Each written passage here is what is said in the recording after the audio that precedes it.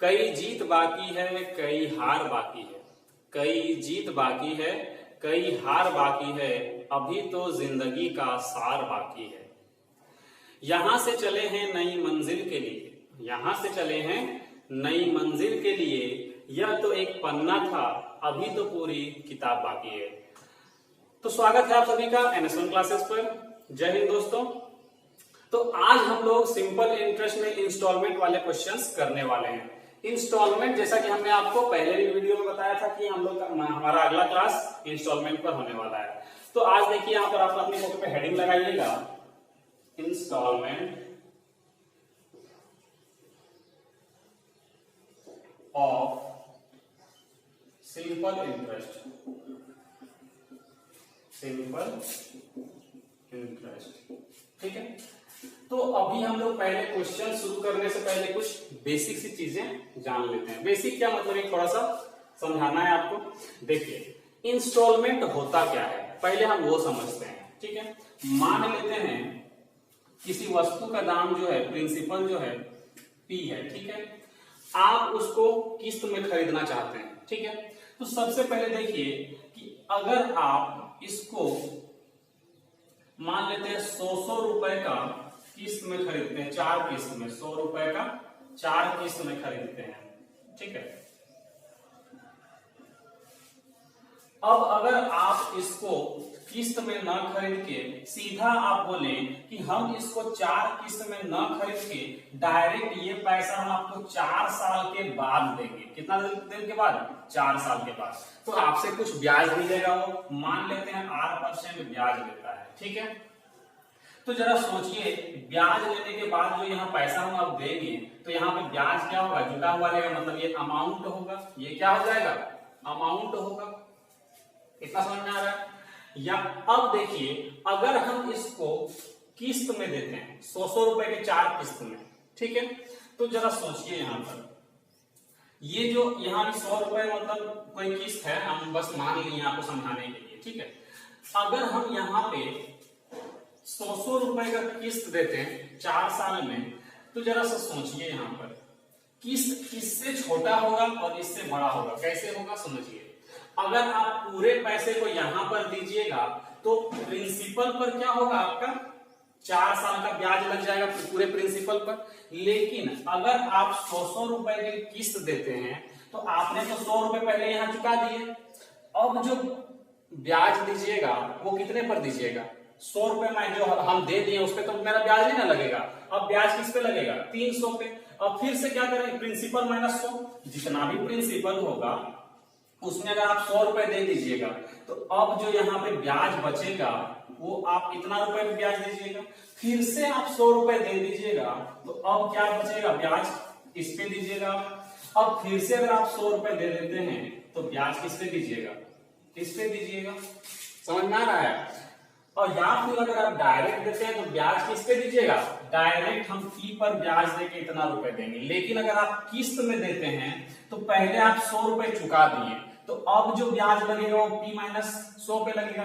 ठीक है, इसको देखिए समझिए, यहाँ पर ये 100 रुपए पहला किस्त, दूसरा किस्त, तीसरा किस्त और ये चौथा किस्त। ठीक है, अब जरा से सोचिए, अब अगर हम बोले कि ये 100 रुपए हम यहाँ पे ये चौथे साल के लास्ट में दे रहे हैं, ये तीसरे साल के लास्ट में, ये दूसरे साल के लास्ट में, ये फर्स्ट साल के लास्ट में। ठीक है, तो जो 3rd साल के लास्ट में दे रहे हैं हम इसको बोलते हैं क्या कि हम जितना भी किस्त दे रहे हैं अगर हम सबको पूरे को अगर हम लास्ट में दे 4 साल के अंत में, तो ये तो 4 साल के अंत में ही दिया रहा है, इसमें तो ब्याज लगेगा नहीं, ये जैसा का वैसा ही रहेगा। ये जो है इस पे अगर हम इसको हम लास्ट में देते हैं 4 साल के अंत में, तो जरा सोचिए अगर हम यहाँ पे कुछ ब्याज मान लेते हैं, मान लेते हैं 8% जमा और यहाँ पे 10% हम मान लेते हैं। ठीक है, 10% अगर ब्याज ले रहे हैं तो यहाँ पर एक साल हम पैसा क्या कर रहे हैं? एक साल और रख ले रहे हैं ना। ये पहला साल है, ये दूसरा साल है, ये तीसरा और ये चौथा साल का अंत में। ठीक है,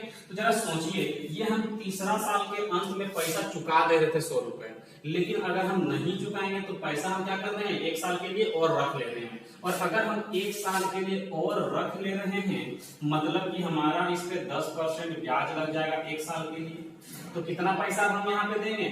110 रुपए। ये पैसा भी अगर हम लास्ट में देना चाहें तो यहाँ भी 10% के रेट से ब्याज लगेगा। अब हम ये पैसा 2 साल के लिए रख रहे हैं, तो यहाँ पे कितना देना होगा हमको? 120 रुपए देना होगा।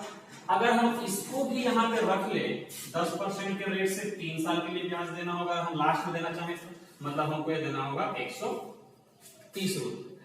टोटल को अगर हम ब्याज जोड़ें तो यहाँ पे 460। अब जरा सोचिए ये जो 460 है ये क्या है?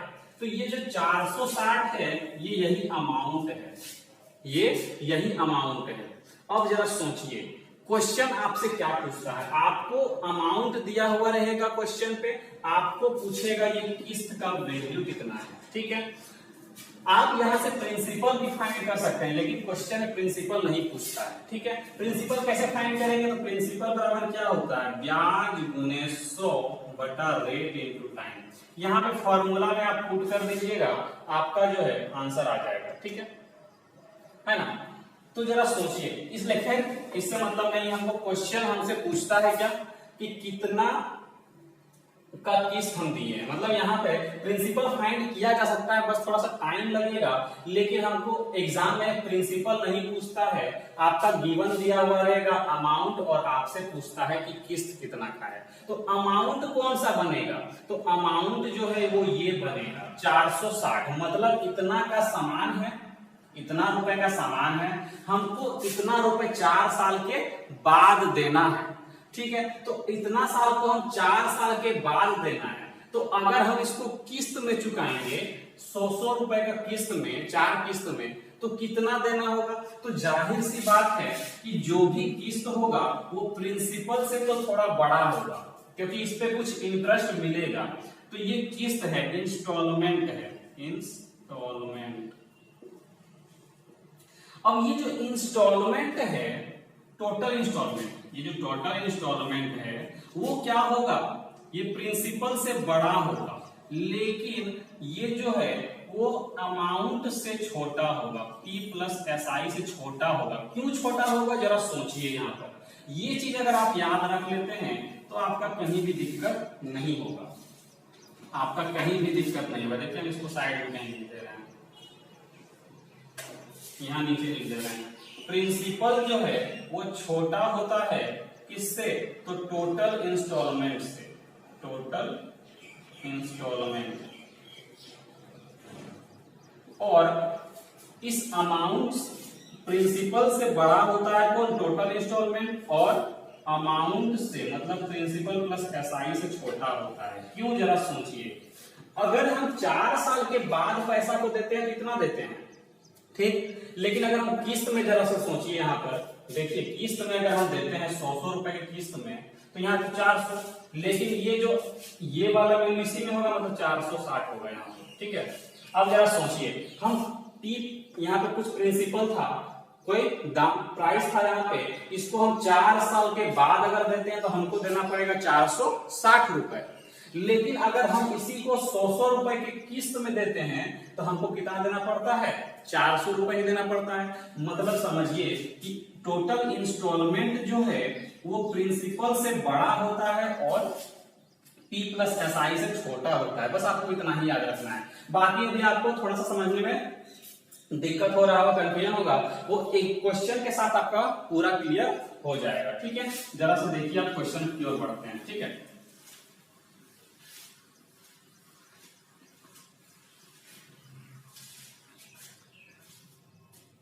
देखिए क्वेश्चन क्या है ना। फर्स्ट क्वेश्चन लेते हैं।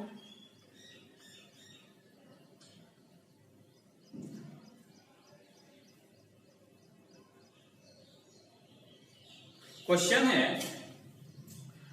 848 रुपए की धनराशि को 4% वार्षिक साधारण ब्याज की दर से 4 वर्ष के अंत तक चुकाना है, तो उसके द्वारा चुकाई गई प्रत्येक बराबर वार्षिक किस्त बताएं। मतलब कि ये 848 का प्रिंसिपल नहीं है, ये अमाउंट है। मतलब आपको इतना रुपए 4 साल के बाद देने थे। प्रिंसिपल कुछ तो होगा, क्या होगा हमको नहीं पता, लेकिन हमको 4 साल के बाद कितना के रेट से? 4% के रेट से हमको यहाँ पर कितना देना है? 848 रुपए देना है। लेकिन अगर हम इसको 4 बराबर किस्त में दे दें, अगर हम इसको 4 बराबर किस्त में दे देंगे तो जाहिर सी बात है कि 848 से क्या देंगे, हम कम देंगे। 848 से कम देंगे, क्यों? क्योंकि इंस्टॉलमेंट जो है वो प्रिंसिपल से क्या होता है, बड़ा होता है और P प्लस SI से छोटा होता है, यही बताए थे। तो जरा देखिए, तो किस्त कितना का होगा, हमको यही पूछा है, प्रत्येक किस्त कितना का होगा, हमसे ये पूछा गया है। देखिए इसको हम कैसे सॉल्व करते हैं, ठीक है। देखिए हम मान लेते हैं कि प्रत्येक जो किस्त है 4 किस्त, वो टोटल जो किस्त है हम मान लेते हैं 100 रुपए, ठीक है। 100 रुपए का किस्त है, मान लिए हम इसको, ठीक है। तो ये 100 रुपए का किस्त 4 किस्त है, ठीक है। अब जरा सोचिए क्वेश्चन में क्या दिया हुआ है, तो क्वेश्चन में 848 जो है वो P प्लस SI है, मतलब 4 साल के बाद जो डायरेक्ट हम 4 साल के बाद अगर पूरे पैसे को देंगे तब 848 देना होगा। सोचिए, तो हम क्या करते हैं, इसको भी कन्वर्ट कर लेते हैं किस पे, कि हम सारे पैसे को क्या देंगे, 4 साल के अंत में देंगे। तो जरा सोचिए, ये पहला साल का अंत में दे रहे हैं, फर्स्ट ईयर का लास्ट में दे, मतलब फर्स्ट ईयर का अंत में दे रहे हैं, पहले साल के अंत में। ये दूसरे साल के अंत में दे रहे हैं, लास्ट में दे रहे हैं। ये तीसरे साल के अंत में और ये चौथे साल के अंत में दे रहे हैं, ठीक है। अगर हम पूरे पैसे को लास्ट में देंगे तो जो भी अमाउंट निकलेगा वो में किसके बराबर हो जाएगा, तो 848 के बराबर हो जाएगा। जैसे देखिए ये हम 3 साल के अंत में दे रहे हैं, अगर हम बोले कि भाई हम इसको भी क्या देंगे, 4 साल के अंत में देंगे, पूरे लास्ट में देंगे अगर, ठीक है। अगर हम बोल दें कि ये पैसा को हम पूरा लास्ट में देंगे तो हम कितना देंगे, 1 साल के लिए हम और रख लिए कि नहीं रख लिए, तो ब्याज कितना के रेट से लगेगा, 4% के रेट से लगेगा। तो कितना हम यहाँ पे देंगे, अब हमको देना पड़ेगा 104 रुपए। इसी तरह अगर हम कहें कि अगर हम इसको भी रख लें तो ये 2 साल के लिए ब्याज देना होगा 4% के रेट से, मतलब 108 रुपए देना होगा।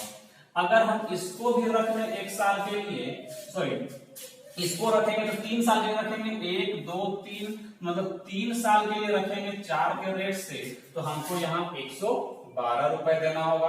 और टोटल कितना हो जाएगा, तो टोटल हो जाएगा 424 यूनिट हो जाएगा।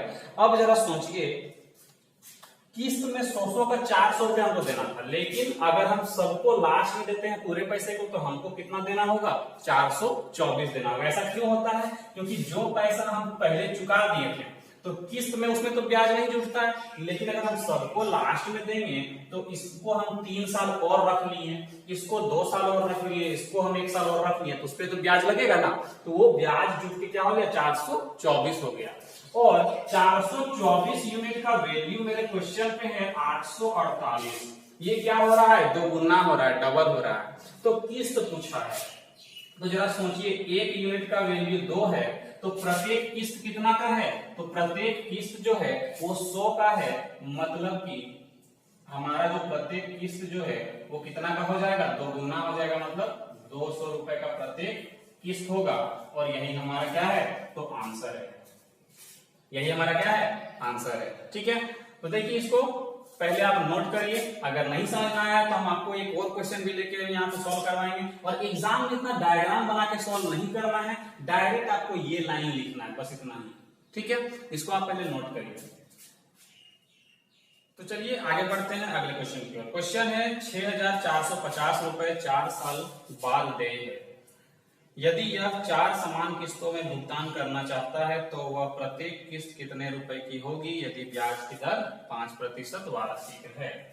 देखिए अमाउंट दिया हुआ है कितना, हमको 4 साल के बाद कितना रुपए देना है, तो हमको देना है 6450 रुपए, ठीक है। कितना के रेट से, 5% के रेट से। अगर हम इसको 4 बराबर किस्त में चुकाएंगे तो प्रत्येक किस्त कितना का होगा, तो हम मान लेते हैं प्रत्येक जो किस्त है, चारों किस्त हम क्या मानते हैं, हमेशा 100 रुपए का मानते हैं, ठीक है। मान लेते हैं चारों किस्त क्या है, 100 रुपए का है, ठीक है। अब अगर हम सोचें कि हमको पूरा ही पैसा क्या करना है, लास्ट में देना है, तो इसको हम 1 साल और रखेंगे तो 5% के रेट से 105 देंगे। इसको हम 2 साल के लिए रख लिए तो 110 देंगे। इसको 3 साल के लिए रख लिए तो 115 देंगे। ठीक है, एग्जाम में आपको डायग्राम नहीं बनाना है, हम बार बार बता रहे हैं। आपको क्या याद रखना है, डायरेक्ट पहला किस्त 100, ठीक है, दूसरा किस्त सारा किस्त को 100 मान लीजिए, तो ये तो ऊपर वाला 100 रहेगा, बाकी जो है वो इस पे 5% ब्याज लग जाएगा, 105, इस पे 5% के रेट से 2 साल का ब्याज लगेगा तो 110 और ये 115। तो डायरेक्ट आपको ये लाइन लिखना है और सबको जोड़ देना है। यहाँ पे हो जाएगा कितना, 430, कितना जाएगा, 430 हो जाएगा। तो 430 यूनिट का वैल्यू कितना दिया हुआ है, तो ये जो वैल्यू है वो 6450 है, 6450। तो कितना गुना हो रहा है, तो यहाँ पे देखिए अगर हम 1 यूनिट का वैल्यू निकालते हैं तो क्या करेंगे, 0 से 0 काट देंगे, ये देखेंगे 5 बार में कटेगा, ठीक है, 5 बार में नहीं, यहाँ पे कटेगा 4 6 5 या 15, 5 चौक 20 कम हो जाएगा ना, यहाँ 15 चौक 60, 15 बार में कटेगा, ठीक है, 15 या 45, ठीक है, और 15 चौक 60 और 4 64, ठीक है। तो 1 यूनिट का जो वैल्यू है वो आ जाएगा आपका 15, कितना आएगा, 15। तो आपको पूछा है कि प्रत्येक किस्त कितना का होगा, तो किस्त कितना का है, 100 रुपए का है, मतलब 100 यूनिट का है, तो 100 यूनिट का वैल्यू कितना हो जाएगा, तो 1500, मतलब 1500 करके हम 4 किस्त देंगे तो कितना रुपया टोटल देंगे उसको, 15 चौक 60, मतलब 6000 देंगे। लेकिन अगर हम किस्त में नहीं देंगे, डायरेक्ट हम 4 साल के बाद देंगे तो हमको देना कितना होता है, 6445 रुपए, समझे, सॉरी 6450 रुपए ये देना होता है। लेकिन अगर हम किस्त में देते हैं तो हमको 6000 ही देना होता है। तो हम ये पहले भी बताए हैं कि टोटल इंस्टॉलमेंट जो है वो कम होता, ज्यादा होता है प्रिंसिपल से और कम होता है T+SI से, समझे। तो देखिए ये होता है इंस्टॉलमेंट। अब आप आपके साथ देखिए हमेशा धोखा होता है, आप कोई सामान जैसे खरीदते हैं इंस्टॉलमेंट में तो वो क्या करता है ना कि जितना प्रिंसिपल होता है इस पे क्या करेगा, ब्याज जोड़ लेगा T+SI, और इसी को क्या करेगा, इसी को 4 क्या करेगा, किस्त में बांट देगा। तो आप उसमें क्या होते हैं, आपके साथ उसमें धोखा किया जाता है, ठीक है, ऐसा कभी नहीं होता है। इंस्टॉलमेंट का मतलब क्या है कि आप इतना रुपए जब आप उसको दे दिए तो ब्याज अब किस पे लगेगा, तो इस पे तो ब्याज अब नहीं ना लगेगा, जितना बचा हुआ रहेगा उस पे ब्याज लगेगा। लेकिन वहां पे ऐसा नहीं किया जाता है, वो क्या करता है कि प्रिंसिपल से ही क्या करेगा, ब्याज जोड़ लेता है और उसी को क्या करेगा, 4 पार्ट में बांट देगा, बोलेगा इतना इतना आपको किस्त देना होगा, और कुछ बढ़ा के ही आपको पैसा बोलेगा उसमें, है ना। ऐसा पॉसिबल नहीं है, आपके साथ उसमें धोखा किया जाता है, ठीक है। तो आज सीख लीजिए इंस्टॉलमेंट कैसा होता है, ठीक है। तो आप इसको नोट करिए, हम आगे बढ़ेंगे उसके बाद। तो चलिए आगे बढ़ते हैं। क्वेश्चन है, कौन सी तिमाही किस्त 8480 रुपए के ऋण को 1 वर्ष में 16% प्रति वर्ष के साधारण ब्याज से चुका दे।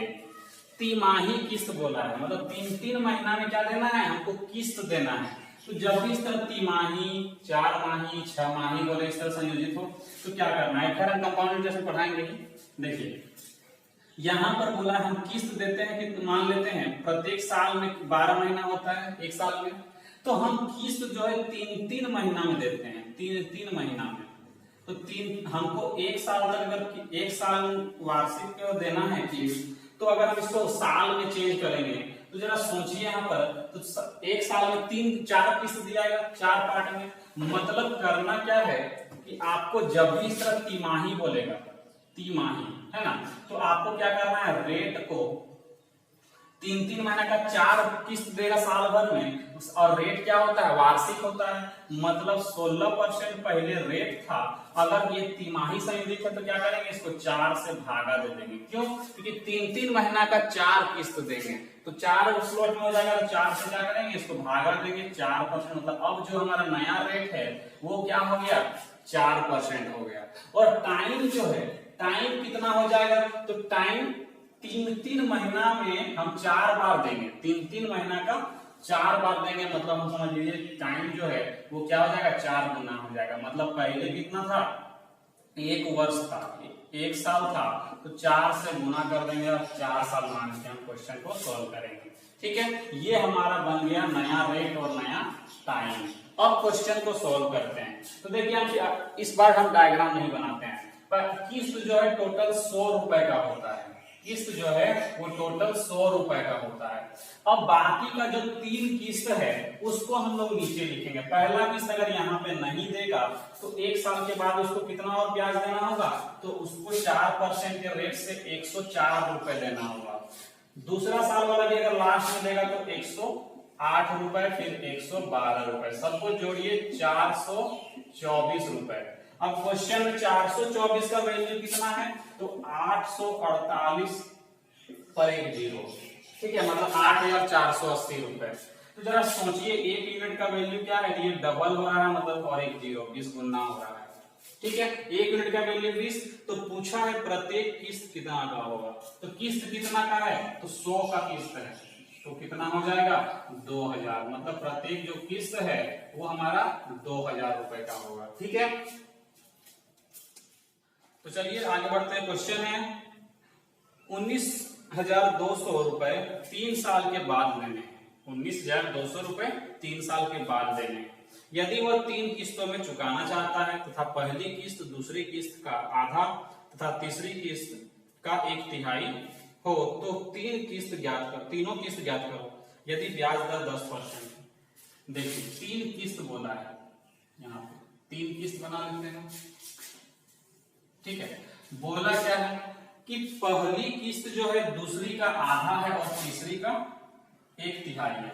मतलब हम अगर इसको 300 मान लें और इसको 200 मान लें तो ये 100 हो जाएगा। देखिए दूसरी का कितना है, आधा है, और तीसरी का 1/3 है। 3 किस्त मिल गया है ना। इसको थोड़ा बीच में लिखते हैं 200। ठीक है, 3 किस्त मिल गया। अब इसको हम सॉल्व करते हैं। यहां पर हमको क्या देना है, 3 साल के बाद कितना देना है, मतलब 3 साल के अंत में हमको देना है कितना, 19,200 रुपए। कितना देना है, 19,200 रुपए। तो हम सबको अगर हम लास्ट में देते हैं, इस 200 को हम लास्ट में देंगे तो 10% के रेट से 1 साल का ब्याज और लगेगा, तो हम देंगे 220 रुपए। इस 100 रुपए को अगर हम 10% के रेट से 2 साल के बाद देंगे तो 2 साल का ब्याज भी इसमें लग जाएगा 10% के रेट से 120 रुपए। टोटल कितना हो गया, 640 रुपए। और क्वेश्चन में कितना दिया हुआ है, हमको देना है 3 साल के बाद 19,200 रुपए। 19,200 रुपए। तो जरा देखिए, ये जो है 0 से 0 कट रहा है, ये 3 बार में कट जाएगा और ये 0, मतलब 1 यूनिट का वैल्यू है 30। तो पूछा है क्या, तीनों किस्त कितना कितना का होगा। तो पहला किस्त है कितना का, 100 रुपए का। मतलब कि पहला किस्त अगर 100 रुपए का है तो 3000 देना होगा। पहला किस्त कितना का बन गया, 3000। ये कितना का बन गया, डबल है 6000, और ये ट्रिपल है, ये हो जाएगा यहाँ पर 9000। कितना हो जाएगा, 9000। ठीक है, तो हमारा जो तीनों किस्त निकल गया 3000, 6000, 9000। ठीक है, चलिए अब आगे बढ़ते हैं। क्वेश्चन है 51,000 रुपए 3 साल के बाद देने हैं। 51,000 रुपए कितना देना है, 3 साल के बाद देना है। यदि वह 3 किस्तों में चुकाना चाहता है तो पहली किस्त दूसरी किस्त का 1/3 तथा तीसरी किस्त का 1/4 हो, तो तीनों किस्त याद करना है। ब्याज दर 10%। सेम क्वेश्चन में देखिए, यहाँ पर 3 किस्त बनाते हैं, 1, 2, 3। पहला किस्त बोला है क्या कि पहला किस्त दूसरा का 1/3 है, तो अगर ये 300 है तो ये क्या होगा, 100 होगा। और तीसरा किस्त का क्या है, 1/4 है, मतलब अगर ये 400 है तब ये 100 होगा। देख लीजिए, है ना।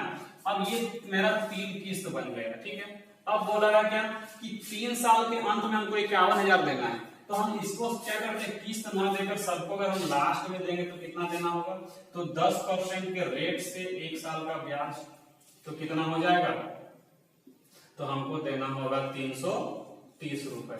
अगर इस 100 रुपए पर 10% के रेट से 2 साल का और ब्याज देंगे तो देना होगा 120 रुपए। सबको जोड़ेंगे 4, 3, 7 और 1, 850 रुपए। ठीक है, 850 यूनिट का वैल्यू कितना है? तो 51,000 है। कितना है? 51,000। तो इसका हम 1 यूनिट का वैल्यू निकालते हैं, 0 से 0 कट निकल देंगे, है ना। यहां से कट करते हैं, 17 बचे 85 और 17 दिया 51। ठीक है, 5 यूनिट का वैल्यू 3, मतलब 1 यूनिट का वैल्यू निकालते हैं तो 60। 1 यूनिट का वैल्यू कितना निकल गया? 60 निकल गया। ठीक है, तो हमको क्या निकालना है? तीनों किस्त निकालना है। तो पहला किस्त कितना का होगा? 100 से गुना करेंगे तो 6000। कितना? 6000। और 3 से गुना करेंगे तो 3 से गुना अगर 3 का करेंगे 6 दिया 18,000। कितना होगा? 6 दिया 18,000। और 4 से गुना करेंगे, 4 गुना तो 6 चौके 24,000। कितना? 24,000। तो जो किस्त है वो कितना कितना का है? 6,000, 18,000 और 24,000। ठीक है, यही हमारा आंसर हो जाएगा। ठीक है, तो चलिए अब आगे बढ़ते हैं। क्वेश्चन है, 10 रुपए की राशि उधार लेकर 11 मासिक किस्तों में चुकाया जाता है। यदि प्रत्येक किस्त 1 रुपए हो तो ब्याज की दर क्या है? देखिए, ये थोड़ा सा बड़ा क्वेश्चन है, लेकिन इसको करना कैसे देखिए। हम क्या करते हैं, 10 रुपए क्या किए? उधार लिए। 10 रुपए जो है वो हम क्या किए हैं? उधार लिए हैं। ठीक है, अब क्या करता है? 11 मासिक किस्त, मतलब 11 एक महीना का 11 किस्त। तो 1 किस्त, 2 किस्त, 3, 4, 5, 6, 7, 8, 9 और ज्यादा हो जाएगा, 8 नहीं रहा है, इसको फिर से बनाते हैं। देखिए, थोड़ा छोटा सर्कल बनाना होगा। 1, 2, 3, 4, 5, 6, 7, 8, 9, 10 और ये 11। सारा किस्त जो है वो 1-1 रुपए का है। ये क्वेश्चन बोला है कि प्रत्येक किस्त 1 रुपए का है। ठीक है, समझिएगा इसको ध्यान से। ठीक है, देखिए, प्रत्येक 1 महीना में, मतलब 1-1 महीना में क्या कर रहा है? ब्याज दे रहा है। ये भी 1 महीना, यहाँ भी 1 महीना, सब जगह क्या होगा? 1 महीना लिखाएगा। ठीक है, मतलब 1-1 महीना के बाद क्या हो रहा है? 1-1 रुपए ब्याज, सॉरी 1-1 रुपए किस्त देते जा रहा है। ठीक है, तो यहाँ पर देखिए क्वेश्चन में क्या बोले, पिछले जो क्वेश्चन थे उसमें क्या था कि हमको किस्त निकालना था, कितना का किस्त है, लेकिन यहाँ पे आपको किस्त दिया हुआ है और पूछा है क्या? रेट कितना है। ठीक है, अब जरा सोचिए, 10 रुपए उधार लिए थे, 1 रुपए हम चुका दिए, तो अब हमको देना होगा कितना? 9 रुपए यहाँ देना। ब्याज जो लगेगा 9 रुपए पर लगेगा। फिर से 9 रुपए में हम 1 रुपए चुका दिए, तो अब जो ब्याज लगेगा वो 8 रुपए पर लगेगा। इसी तरह फिर से 1 चुका देंगे तो 7 पर ब्याज, फिर 6 पर, फिर 5, 4, 3, 2 और 1 रुपए। तो जरा सोचिए, 10 रुपए जो हम उधार लिए थे वो तो यहीं तक लगेगा, 10 रुपए हम चुका दिए, तो ये जो 1 रुपए हम एक्स्ट्रा चुका रहे हैं, ये हम क्या दे रहे हैं उसको? तो ब्याज दे रहे हैं। हम क्या दे रहे हैं? ब्याज दे रहे हैं। तो ये 1 रुपए यहाँ अपने आप नहीं आ गया, आया कैसे वो समझिए। यहाँ पर हम 1 रुपए, यहाँ 10 रुपए उधार लिए, तो 1 महीना में कुछ पॉइंट में क्या बना होगा? ब्याज बना होगा। 0 पॉइंट कुछ मतलब वो पता नहीं कर सकते हैं, बहुत मिनिमम, मतलब एकदम छोटा सा क्या मिला होगा? ब्याज मिला होगा।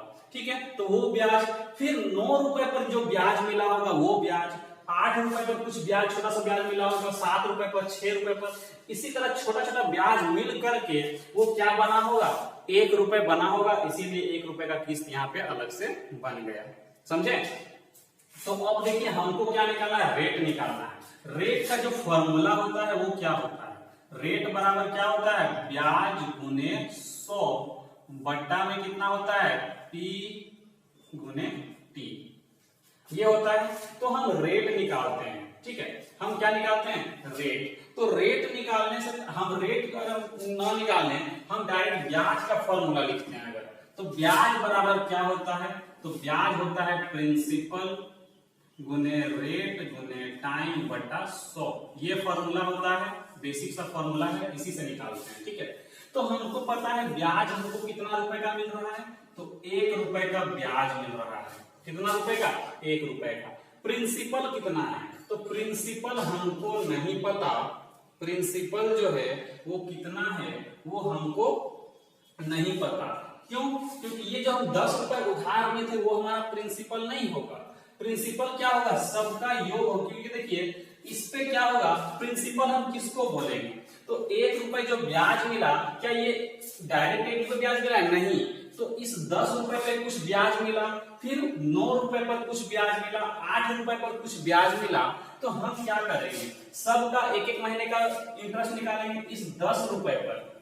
प्रिंसिपल अगर हम 10 लेते हैं तो 10 रुपए पर 8% के रेट से एक महीने का ब्याज, यहाँ पे कुछ ब्याज मिला होगा, कितना ब्याज मिला होगा हमको नहीं पता है, ठीक है।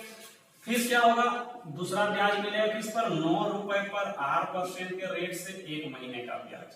फिर तीसरे पे मिलेगा 8 रुपए पर 8% के रेट से एक महीने का ब्याज, ठीक है। तो इतना ब्याज, छोटा छोटा ब्याज जोड़ जोड़ के वो 1 रुपए बना है। मतलब हम प्रिंसिपल हम डायरेक्ट हम यहाँ पे 10 नहीं लिख सकते हैं, ठीक है। तो देखिए इसको हम क्या करेंगे, समझे? ये 10 रुपए यहाँ 9, यहाँ पे 8 हो रहा है, प्रिंसिपल अलग अलग हो रहा है। तो अगर हम सबको एक जगह जोड़ करके लिखेंगे तो कितना? 1 रुपए टोटल ब्याज मिल रहा है हमको। पूरे में क्या मिल रहा है हमको? 1 रुपए ब्याज मिल रहा है। तो हम क्या करेंगे, इस 10 रुपए पर ब्याज लेंगे एक महीने का, फिर 9 रुपए पर, फिर 8 रुपए पर, इसी तरह कहां तक लेंगे? 1 रुपए तक का क्या लेंगे? सब में हम एक महीने का ब्याज लेंगे। इतना रुपए पर इतना का एक मंथ का ब्याज, इतने पर 10 रुपए पर 10 रुपए, 9 रुपए, 8 रुपए, सब पर क्या लेंगे? एक महीने का ब्याज। कितना के रेट से? तो मान लेते हैं 8% के रेट से। तो जरा सोचिए, अब समझते हैं प्रिंसिपल कैसे निकालेंगे। तो प्रिंसिपल ये पूरा होगा, क्योंकि देखिए यहाँ पर हम एक महीने का 10 रुपए पर निकालेंगे 8% के रेट से एक महीने का ब्याज, ठीक है। फिर निकालेंगे 9 रुपए पर 8% के रेट से एक महीने का ब्याज। तो सारा देखिए यहाँ पे इतना सारा क्या है, ये कांस्टेंट है, मतलब सेम है, तो कॉमन आ जाएगा, तो ये बच जाता है प्लस में, इसलिए हम इसको इस तरह से लिखे हैं, ठीक है। समझिए आप इसको। अब जरा से सोचिए, प्रिंसिपल पर, प्रिंसिपल यहाँ पर क्या होगा? तो principal 10 plus 9 plus 8 plus dot dot dot, ये प्रिंसिपल मेरा ये बनेगा। तो इसको हम सॉल्व कैसे करेंगे? तो यहाँ पर इसको जोड़ के लिखेंगे, मतलब SN होता है ना। तो जरा सोचिए, ये तो क्या है? नेचुरल नंबर का सम है, तो डायरेक्ट क्या लिखेंगे? n into n plus 1/2 principal के जगह पे, ये हमारा प्रिंसिपल बनेगा। तो इसी का हम यहाँ पे यूज करेंगे। तो टोटल नंबर कितना है? 10 है। तो 10 गुने 11/2 रेट R मान लेते हैं, और एक महीने का ब्याज मतलब 1/12, और बट्टा में क्या लिखते हैं? 100। यही फॉर्मूला होता है। प्रिंसिपल ये पूरा है, ये रेट है, और ये टाइम है, बटा 100। यहाँ पे 2 से डिवाइड करेंगे 5 बार में, ठीक है। अब देखिए यहाँ पर इसको मिटा देते हैं इधर साइड में। देखिए 1 रुपए ब्याज था, ये 100 को हम अगर ऊपर लेके जाते हैं तो 5 गुने 11 मतलब 55 गुने R गुने 1/12 गुने, ये ऊपर चला जाएगा तो 1/100। अगर हम इसको 5 से कट कर दें 11 बार में, ये 20 बार में, ठीक है।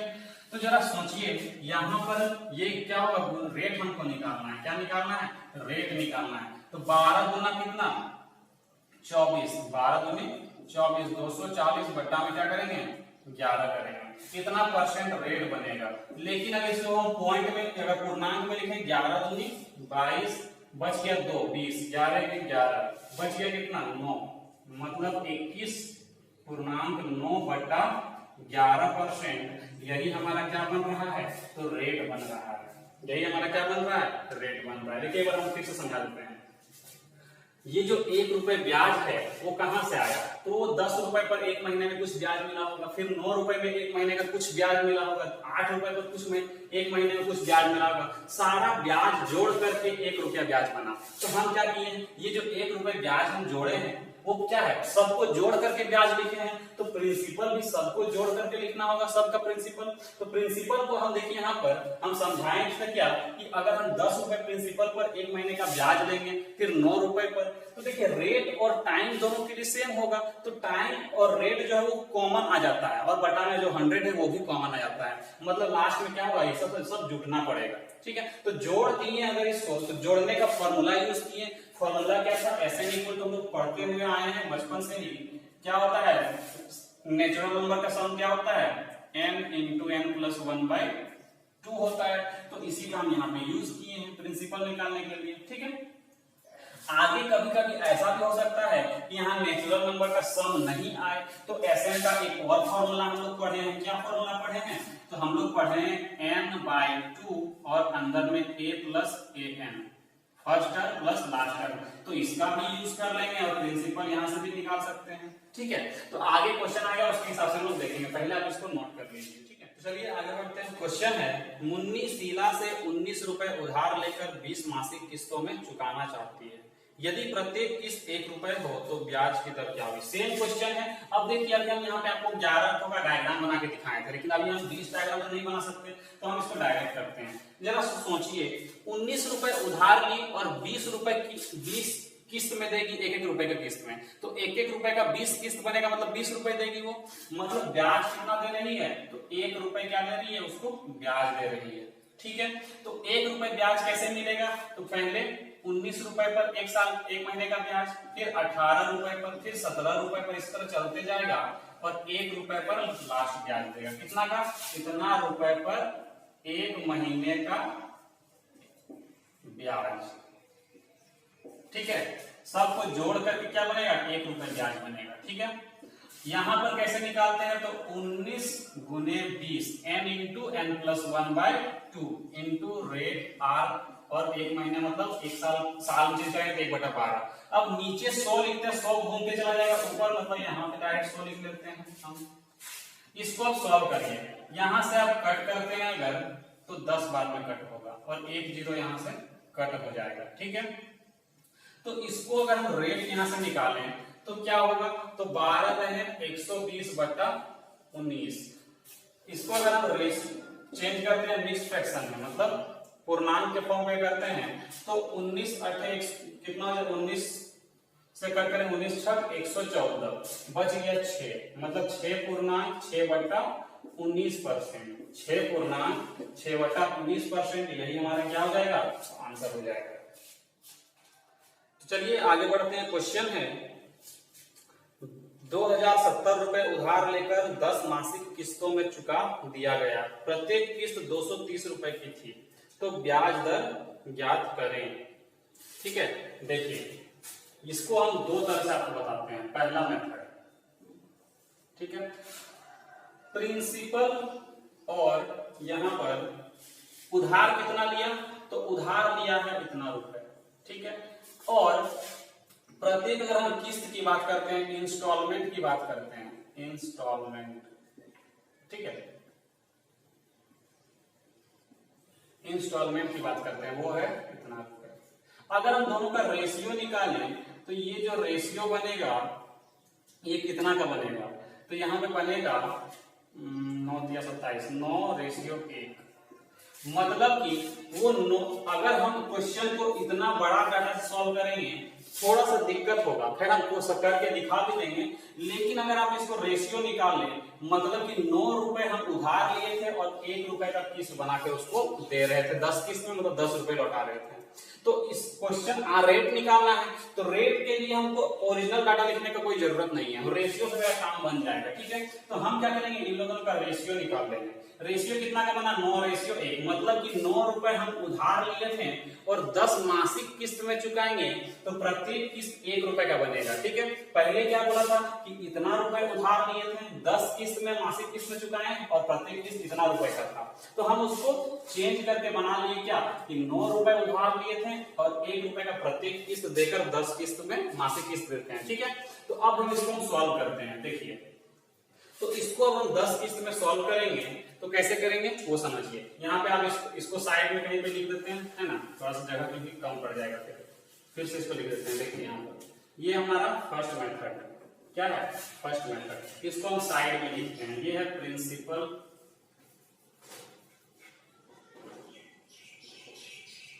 First method. ठीक है, ये है हमारा प्रिंसिपल और ये है हमारा इंस्टॉलमेंट। ठीक है, इंस्टॉलमेंट। तो पहले इतना रुपए उधार लिया था और किस्त था इतना। रेशियो अगर हम इसका निकालते हैं तो ये कट जाएगा 1 और ये कट जाएगा 9, मतलब 9:1। मतलब 9 रुपए उधार लिए थे और 1-1 रुपए का किस्त में 10 किस्त मासिक किस्त देंगे। ठीक है, तो देखिए हम किस्त बनाते हैं 10। मान लेते हैं 9 रुपए क्या लिए हैं, उधार लिए हैं। ठीक है, 1 महीने के बाद हम 1 रुपए चुका दिए, फिर 1 रुपए चुका दिए, फिर 1 महीने के बाद 1 रुपए चुका दिए, फिर 1 महीने, इस तरह से चुकाते गए 10 किस्त में। ठीक है, 1 2 3 4 5 6 7 8 9 10। अब जरा सा सोचिए, हम लिए हैं 9 रुपए, है ना, हम लिए हैं 9 रुपए, 1 रुपए चुका देंगे तो फिर 8 पर ब्याज, फिर 7 पर, 6 पर, 5 पर, 4 पर, 3 2 1। तो ये जो 1 रुपए हम एक्स्ट्रा दे रहे हैं यही हमारा ब्याज है। ये ब्याज आता कहां से, समझा चुके हैं कैसे। तो 9 रुपए पर कुछ ब्याज मिला होगा 1 महीना में, वो वाला ब्याज, फिर 8 रुपए में 1 महीना में जो ब्याज मिला, फिर 7 रुपए में, सारा ब्याज जोड़ करके 1 रुपए बना, इसलिए उसका एक किस्त बन गया। ठीक है, तो टोटल ब्याज कितना मिल रहा है, 1 रुपए ब्याज मिल रहा है। कितना में, तो 9 + 8 + 7 + ... + 1 का 1 पर 1 महीने का ब्याज। ठीक है, मतलब क्या है कि इसका जोड़ेंगे 9 × 10/2, मतलब 5 से कट जाएगा। रेट है 8%, 1 महीना मतलब 1/12 साल, और बटा 100 करेंगे तो 1/100 हम यहाँ पे कर लेते हैं। ठीक है, यही बनता है। इसी को हम सॉल्व करते हैं। 3 से कट करेंगे, 3 × 9 3 × 4 12, 5 से कट करेंगे 20 बार में, तो रेट जो बनेगा तो कितना, 20 × 4 80/3%। 3 से अगर इसको कट करते हैं, 3 दूनी 6 बच गया 2, 3 × 6 18 बच गया 2, 26.2/3%। 26.2/3%, और यही हमारा क्या है, आंसर है। ये तो हुआ किस मेथड से, जो 1 रुपए का ब्याज बनाकर हम बना दिए। ठीक है, उसमें क्या हुआ फायदा, ये नेचुरल नंबर का सम बन गया, तो n × n + 1/2 से बन गया। ठीक है, ये एग्जाम में आया हुआ क्वेश्चन है। तो अब देखिए कि अगर हम यहाँ पे रेशियो निकाल के न बनाए और किस्त इतना का बनाए तब कैसे बनाएंगे। ठीक है, तो पहले आप इसको नोट करिए, फिर बताते हैं।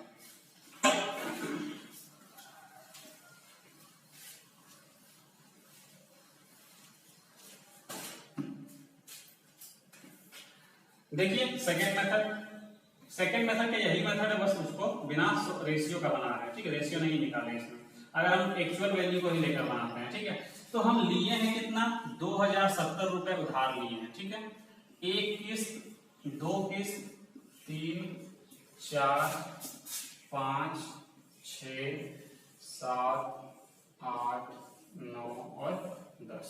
प्रत्येक किस्त 230 रुपए का है, प्रत्येक किस्त 230 रुपए।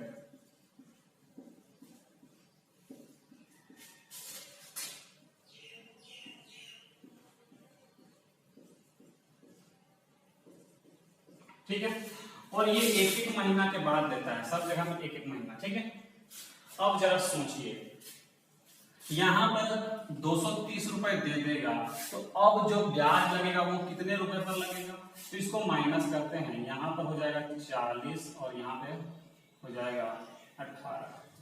अब जो ब्याज लगेगा वो 1840 रुपए पर लगेगा। ठीक है, फिर से अगर हम यहाँ पे दे देंगे 230 रुपए, तो यहाँ पर हो जाएगा 4 में 1 जाएगा, 4 में 3 जाएगा, 1 बचा यहाँ पे 1610। फिर से करेंगे माइनस, 0 11 में 3 जाएगा तो 8 बच गया, यहाँ 15 में 2 जाएगा तो 13। फिर से माइनस करेंगे 230, तो होगा यहाँ पर 0, यहाँ पर हो जाएगा 5, यहाँ पर हो जाएगा 11। फिर माइनस करेंगे तो यहाँ हो जाएगा 20, यहाँ पे हो जाएगा 9। ठीक है, फिर से माइनस करते हैं तो यहाँ पर हो जाएगा 0, यहाँ 12 में 3 जाएगा तो 9, यहाँ बच गया 8 में 2 जाएगा 6। ठीक है, अब फिर से माइनस करते हैं तो यहाँ पे हो जाएगा 460, यहाँ माइनस करते हैं तो यहाँ पर हो जाएगा 230 और यहाँ पे 230 दे देंगे। ठीक है, तो जरा सा ध्यान दीजिएगा, फिर से क्या हो रहा है, तो 230 रुपए का किस्त देते गए, तो यहां तक में हमारा पूरा पैसा दिया गया, लेकिन दे दिए, लेकिन ये जो एक्स्ट्रा 230 बन रहा है ये जो है हमारा ब्याज बन रहा है, मतलब इतना ही रुपया हम क्या दे रहे हैं, उसको ब्याज दे रहे हैं। ये ब्याज कैसे बनता है, तो इतना रुपए पर एक महीने का ब्याज, फिर इतना रुपए पर एक महीने का ब्याज, इतना रुपए पर एक महीने का ब्याज, है ना। यहाँ पे एक एक महीना लिखा है सब जगह, तो एक एक महीने का ब्याज जोड़ जोड़ के वो 230 रुपए बना, इसीलिए एक किस्त बन गया। ठीक है, तो टोटल ब्याज जो है वो 230 रुपए बना। ठीक है, अब प्रिंसिपल कैसे लिखते हैं, तो सबको जोड़ कर लिखते हैं। कितना, 2070, फिर 1840, फिर 1610, है ना, डॉट डॉट डॉट, कहीं ना कहीं लास्ट में कितना आएगा, 230 आएगा। ठीक है, तो आप या तो यहाँ पे 230 कॉमन ले लेंगे, तो फिर से ये क्या बन जाएगा, एक एक रुपए का ब्याज वाला, मतलब 9 + 8 + 7 ऐसे बन जाएगा। लेकिन वहां पे अगर दिमाग अगर आपका काम नहीं करे कि हमको 230 कॉमन लेना है, तो इसको कैसे करेंगे वो देखते हैं।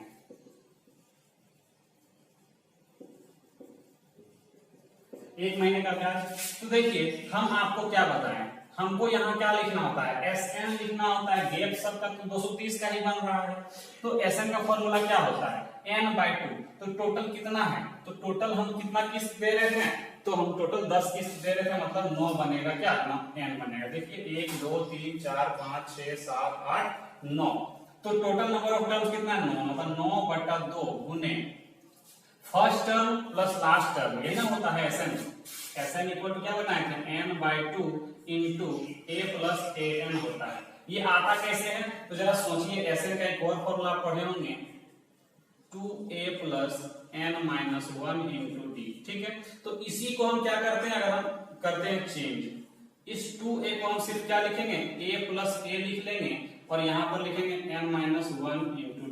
तो जरा ध्यान दीजिएगा, a + n-1 इंटू d को हम क्या बोलते हैं, an बोलते हैं, तो इसीलिए लिखते हैं a + an। ठीक है, तो इसी फॉर्मूला का हम यहाँ पे यूज करेंगे।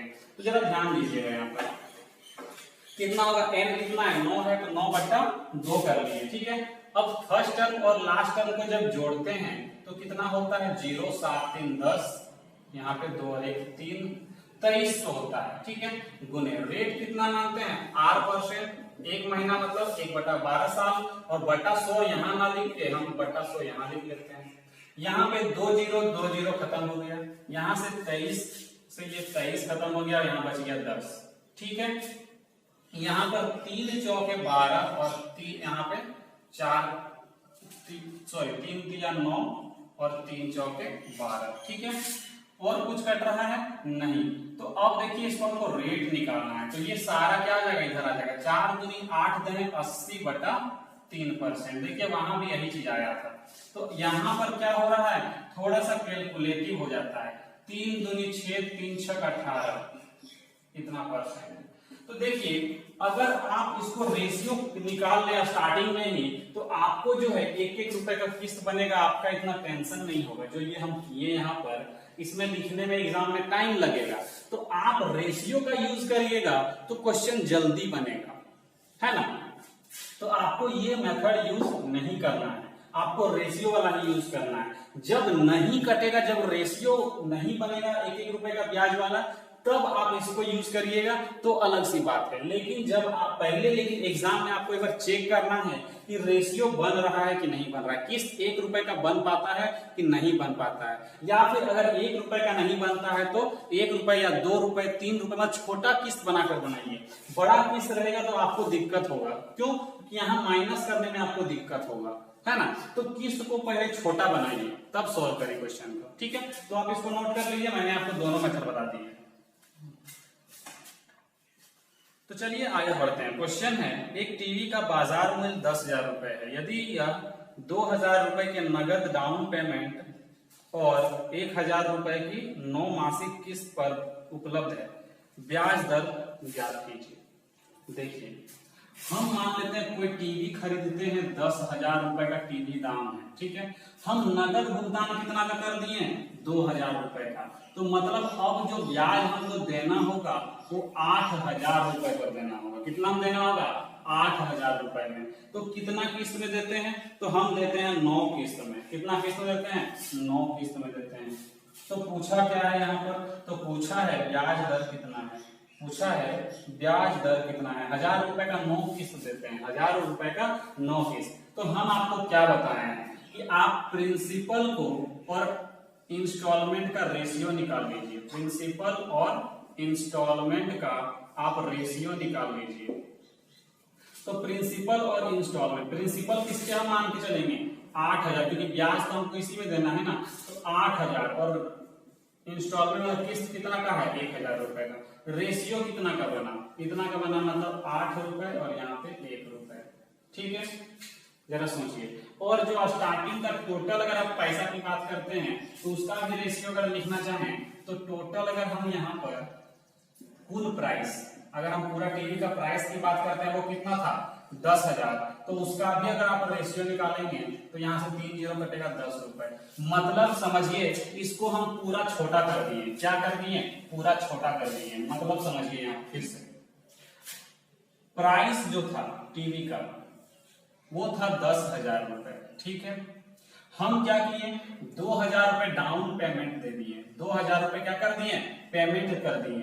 तो अब जो प्रिंसिपल बनेगा जिस पर ब्याज लगेगा वो कितना होगा 8,000। यहाँ पे अगर हम 2,000 माइनस कर देंगे तब। ठीक है, अब जरा सोचिए यहाँ पर हम इंस्टॉलमेंट की अगर हम बात करते हैं, इंस्टॉलमेंट, तो इंस्टॉलमेंट कितना का देना होगा, तो इंस्टॉलमेंट बोला है 1,000 का देना होगा, 9 इंस्टॉलमेंट है 1,000 रुपए का। तो अगर हम इसका रेशियो निकाल लें तो 3 जीरो यहाँ से कट जाएगा। मतलब कि समझिए यहाँ पर अब जो प्राइस वो छोटा हो गया, मतलब 10 रुपए का टीवी था जिसमें से 2 रुपए हम डाउन पेमेंट दे दिए, तो अब हमको 8 रुपए का ब्याज देके देना होगा, कितना किस्त से 1 रुपए के किस्त से। समझिए ये छोटा हो गया क्वेश्चन। तो अब इसको सॉल्व करते हैं, कितना मानकर 8 रुपए मानकर, कि 8 रुपए हमको देना है, 1-1 रुपए के किस्त में 9 किस्त में देना है। ठीक है, तो इसको हम शॉर्ट में यहाँ पर एक जगह लिख दे रहे हैं। ठीक है, तो इसको आप पहले नोट कर लीजिएगा। उसके बाद देखिए अगर हम 8 रुपए हम क्या लिए थे 10 रुपए हम उधार लिए थे, इसमें हम 2 रुपए दे दिए, तो अब मेरे पास कितना बचा है 8 रुपए। मतलब इसी में हमको क्या करना है ब्याज देना है। ठीक है, और यहाँ पर हम प्रिंसिपल, यहाँ पर प्राइस वाला लिख दे रहे हैं ratio, price ratio principal ratio instalment. ठीक है, तो प्राइस था पहले कितना 10,000, 2,000 दे दिया तो बचा 8,000 और 1,000 रुपए इंस्टॉलमेंट है। ठीक है, यहाँ पे 2,000 रुपए दिए थे। तो रेशियो अगर निकालते हैं तो 3 जीरो क्या होता है यहाँ से कट जाता है, 3 जीरो। ठीक है, यहाँ से भी 1-1 जीरो कट, मतलब 10 रुपए का सामान था, 2 रुपए हम दे दिए तो 8 रुपए प्रिंसिपल बचा, और किस्त कितना का दे रहे हैं 1 रुपए का। मतलब 1-1 रुपए का 9 किस्त बनाएंगे, 1 2 3 4 5 6 7 8 9। ठीक है, ये 1-1 रुपए का क्या बन गया किस्त बन गया।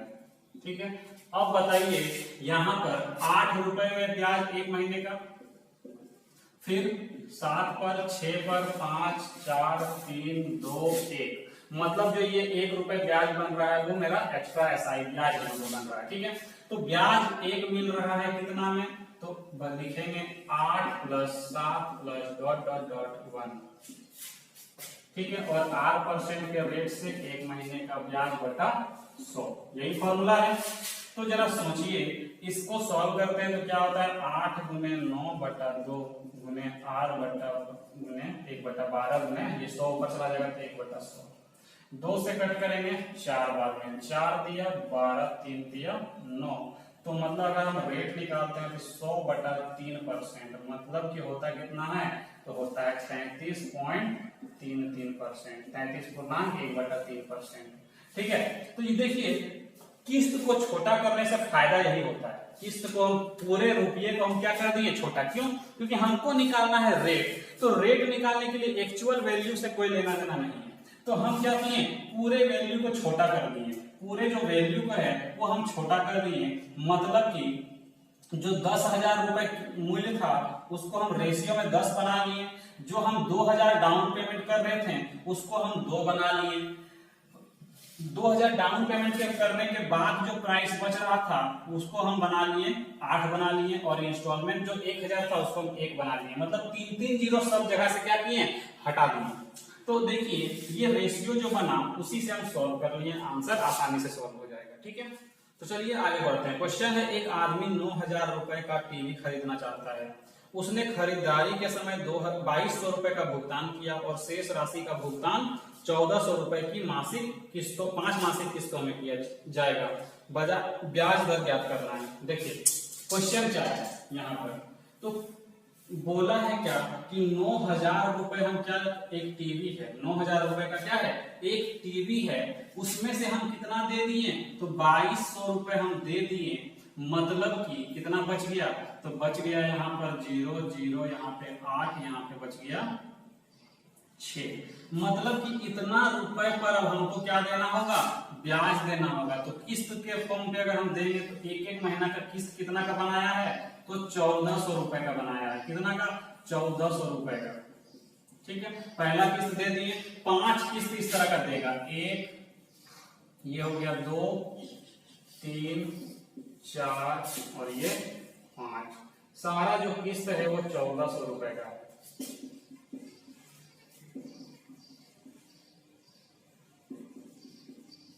अब जरा सा सोचिए यहाँ पर, इतना रुपए पर एक महीने का ब्याज अगर जोड़ेंगे, 1400 रुपए अगर हम दे दिए, तो अब जो ब्याज बने लगेगा वो कितना पर लगेगा, तो लगेगा 5400 पर। फिर से अगर हम 1400 दे देंगे तो 4000 रुपए पर ब्याज बनेगा, फिर से 1400 दे देंगे तो यहाँ पर 2600 रुपए पर ब्याज लगेगा। कितना पर, 2600 रुपए पर। यहाँ फिर से दे देंगे 1400 रुपए, तो अब जो ब्याज लगेगा वो कितना रुपए पर लगेगा, तो यहाँ पर लगेगा 1200 रुपए पर। ठीक है, तो जरा सोचिए, यहाँ पर देना था 5400, यहाँ दिए इतना देना था, तो इतना रुपए पहले क्या किए, 1400 रुपए पहला किस्त दिए, तो इतना रुपए पर ब्याज लगेगा, फिर इतना दिए, इतना पर ब्याज लगेगा, इतना दिए, देते गए, तो यहाँ पर लास्ट में हमको देना है कितना, 1200 रुपए। कितना देना है, 1200, लेकिन हम दिए हैं कितना, 1400 रुपए ब्याज दिए हैं, 1400 रुपए, मतलब 200 रुपए मेरा क्या बन रहा है, यहाँ पर ब्याज बन रहा है। ये थोड़ा सा क्वेश्चन अलग हो गया यहाँ पर। देखिए पहले जो था क्वेश्चन, ब्याज कैसे बचता था, एक तो किस्त के फॉर्म पर ही बच जाता था ब्याज, ठीक है, लेकिन यहाँ पर जो ब्याज बच रहा है वो किस्त में नहीं बच रहा है, अलग से 200 रुपए बच रहा है। ठीक है, तो ब्याज टोटल 200 बन रहा है, ब्याज टोटल कितना बन रहा है, 200 बन रहा है। तो यहाँ पर जो प्रिंसिपल लिखा है कैसे लिखेंगे, 68 100 प्लस 5400 प्लस 4000 प्लस 2600 प्लस 1200, इतना रुपए पर 8% के रेट से एक महीने का ब्याज, मतलब 1/12 साल का ब्याज बटा 100। ठीक है, ऐसे ही करते हैं। तो देखिए यहाँ पर इस बार या तो आप इसको डायरेक्ट जोड़ लेंगे, या फिर एसएन का जो फॉर्मूला बताया था 1 2 3 4 5, ठीक है, 5 नंबर ऑफ टर्न्स है, तो n/2 करेंगे, मतलब 5/2 फर्स्ट टर्म और लास्ट टर्म। क्यों, क्योंकि गैप जो है वो 1400 रुपए का सब जगह पे है। या तो आप इसको फॉर्मूला से सॉल्व कर लीजिए, या फिर आप डायरेक्ट जोड़ लीजिए। हम दोनों तरह से आपको करके दिखाते हैं। अगर आप डायरेक्ट जोड़ना चाहते हैं तो हम डायरेक्ट कैसे जोड़ेंगे, इसको और लास्ट वाला को जोड़िए, तो 6000 और 2 8, 6 और 1 7 और 1 8000, इसको जब जोड़िएगा तो 8000, इसको जोड़िएगा तो भी 8000, 8 8 16000 और 4000 20000, डायरेक्ट आप 20000 लिख लीजिए। यहाँ पर कैसे किए, तो इसको जोड़ें और इसको जोड़ें, 8000 बना, इसको जोड़ें और इसको जोड़ें तो 8000, 8 और 8 16000, और बच गया ये 4000, तो हो गया कितना टोटल 20000। डायरेक्ट जोड़ लिए 20000 गुने r गुने 1/100 गुने यहाँ पे 1/100 इधर लिख लेंगे। यहाँ पर ये 200 से ये 200 कटेगा, पहले तो 2 जीरो यहाँ कटेगा, 200 यहाँ से कट जाएगा, मतलब रेट जो है आपका कितना आ गया 12%। ठीक है, ये तो तरीका हुआ डायरेक्ट जोड़ करके, आप इसको पहले नोट करिए। अब अगर हम सोचें कि दिमाग में अगर यहाँ पर तो कितना नंबर है 5 डाटा है, अगर थोड़ा ज्यादा आ जाए तो इससे डायरेक्ट जोड़ने में थोड़ा सा टाइम लग जाएगा, तो वहां पे हम क्या करेंगे, फॉर्मूला का यूज करेंगे। कैसे यूज करेंगे फॉर्मूला का, वो समझिए। यहाँ पे गैप तो सेम का रहेगा, 1400 का गैप रहेगा, मतलब ये एपी में है, तो एसएन का फॉर्मूला लगाएंगे। एसएन का फॉर्मूला कैसे लगेगा, 200 रुपये ब्याज मिल रहा है, टोटल टर्म कितना है 5 है, मतलब 5/2, और क्या करते हैं first term plus last term मतलब टोटल 8000, ठीक है, गुने 8% के रेट से 1/12 और 1/100 को यहाँ लिख लेते हैं ऊपर, ठीक है। अब इसको सॉल्व करते हैं, 2 से कट करेंगे, यहाँ पे 2 जीरो, यहाँ 2 जीरो खत्म, ठीक है। इसको 2 से कट करते हैं 40 बार में, ठीक है। तो 4 पचे 20 कितना हो रहा है, 4 पचे 20 200 हो रहा है, 200 यहाँ से कट जाएगा, तो रेट जो है वो कितना बन गया 12%। तो देखिए आप ऐसे सोल्व करिए या ऐसे सोल्व करिए, डायरेक्ट जोड़कर सोल्व करिए या इस फॉर्मूले से सोल्व करिए, आना उतना ही है, बस एग्जाम में आपको देखना होगा किससे हम करेंगे कि जल्दी बनेगा, ये क्वेश्चन पर डिपेंड करता है। अगर ये जो डाटा है, ये जो किस्त तो भी 5 ही किस्त है, अगर 15 किस्त दे दे, 20 किस्त दे दे, तो डायरेक्ट जोड़ने में क्या लग जाएगा, आपको टाइम लग जाएगा। तो क्या करना है, तो आपको फिर फॉर्मूला का यूज करना है, और छोटा रहेगा तो डायरेक्ट जोड़ने में कोई दिक्कत नहीं होगा, ठीक है। चलिए गाइस आगे बढ़ते हैं। क्वेश्चन है, ए ने बी से 960 रुपए का ऋण 6% साधारण ब्याज पर इस शर्त पर लिया कि वह इसे 4 वार्षिक किस्तों में चुकाएगा, जिसमें से पहली 3 किस्त मूलधन का 1/4 होगी तथा शेष राशि का भुगतान अंतिम किस्त में किया जाएगा। अंतिम किस्त में ए द्वारा भुगतान की गई राशि ज्ञात कीजिए। देखिए मान लेते हैं कि 960 रुपए वो उधार ने यहाँ पे लिया था, तो बोला है क्या कि 4 किस्त में इसको चुकाता है, मतलब 1 किस्त, 2 किस्त, 3 किस्त और 4 किस्त।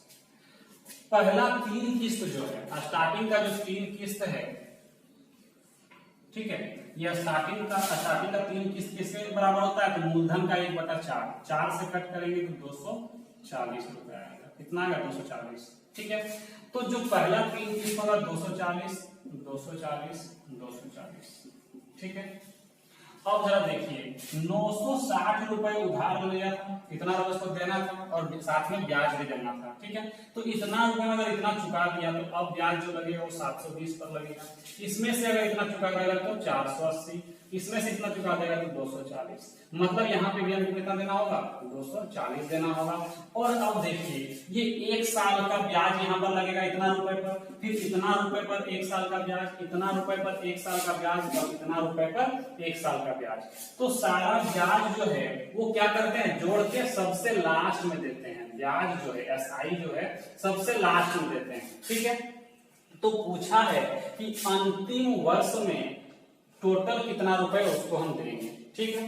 तो जरा देखिए टोटल अगर हम ब्याज की बात करते हैं तो फॉर्मूला क्या आता है, principal into rate into time by 100, ये फॉर्मूला है। तो जरा देखिए यहाँ पर ब्याज कितना मिल रहा है हमको, ये निकालना है, क्योंकि देखिए हमको पूछा है कि अंतिम वर्ष में कितना रुपए दिया, 240 दिया है, ब्याज पता चल जाए तो हम निकाल सकते हैं, तो ब्याज निकालते हैं। प्रिंसिपल क्या होता है, तो जरा सोचिए 960 रुपए पर 1 साल का ब्याज गुने 6% के रेट से, कितना परसेंट के रेट से, तो 6% के रेट से। तो जरा सोचिए यहाँ पर सबका अलग अलग निकाल के हम ब्याज जोड़ेंगे तो ज्यादा टाइम लगेगा। तो क्या बताए थे कि प्रिंसिपल को सब जोड़ लीजिए, बाकी रेट और टाइम तो सेम रहेगा तो कॉमन आ जाएगा। तो क्या लिखेंगे 960 प्लस 720 प्लस 480 प्लस 240, और यहाँ पर रेट जो है वो 6% कॉमन है सबके लिए, इसके लिए भी 6% रेट है, इसके लिए भी, इसके लिए टाइम भी सबके लिए 1-1 साल का ही टाइम है, ठीक है, और बटा में 100, सबको जोड़ते हैं, लास्ट वाला फर्स्ट और लास्ट जोड़िए कितना आता है 1200 और इसको 1200, टोटल आ जाएगा 2400, ठीक है, गुने 6% के रेट से 1 साल का ब्याज बटा 100, 100 से ये 2 जीरो कट जाएगा, तो 24 तक कितना होता है, तो 6 चौके 24, 6 दूनी 12 तो 14, 144 रुपए। तो जरा सा सोचिए हमको पूछा है कि अंतिम वर्ष में कितना रुपए उसको हम दें, तो 240 तो देंगे, ब्याज कितना मिल गया, तो ब्याज मिल गया 144, ब्याज कितना मिल गया 144, दोनों को अगर हम जोड़ दें तो यहां पर हो जाएगा 384, मतलब कि हम उसको 384 रुपए दे रहे हैं लास्ट में, मतलब अंतिम वर्ष में, ठीक है। तो ये हमारा आंसर हो जाएगा। देख लीजिए आप इसको एक बार, ठीक है। देखिए, तो आपका जो इंस्टॉलमेंट वाला टॉपिक है वो पूरी तरह से कंप्लीट हो चुका है, ठीक है। और कहा जाए तो ये सिंपल इंटरेस्ट का जो वीडियो, मतलब ये वाला जो वीडियो है या फिर पूरा सिंपल इंटरेस्ट जो है वो आपका कंप्लीट हो गया। अब हम लोग कंपाउंड इंटरेस्ट की ओर बढ़ेंगे, ठीक है। तो वीडियो को ज्यादा से ज्यादा लाइक करिए, शेयर करिए, और अगर चैनल पर न्यू है तो चैनल को सब्सक्राइब जरूर करिए। अब देखिए, जब हम लोग कंपाउंड इंटरेस्ट शुरू करेंगे तो उसका लेवल जो है बहुत ही शानदार होगा, और बहुत से लोग जो बोलते हैं ट्री मेथड, तो ट्री मेथड का यूज हम लोग कहीं भी नहीं करने वाले हैं। बाई चांस एक दो क्वेश्चन ऐसा अगर आ जाए जहां पे फंस जाएंगे, उसमें हम लोग ट्री मेथड यूज कर लेंगे, लेकिन उसमें भी हम कोशिश करेंगे ट्री मेथड यूज ना करें, मतलब मिनिमम हमको ट्री मेथड यूज करना ही नहीं है, ठीक है। तो कंपाउंड इंटरेस्ट में हम लोग बिना ट्री मेथड से करेंगे और बड़े ही अच्छे लेवल तक करेंगे। तो चलिए मिलते हैं हम नेक्स्ट वीडियो में, तब तक के लिए बाय बाय, टेक केयर।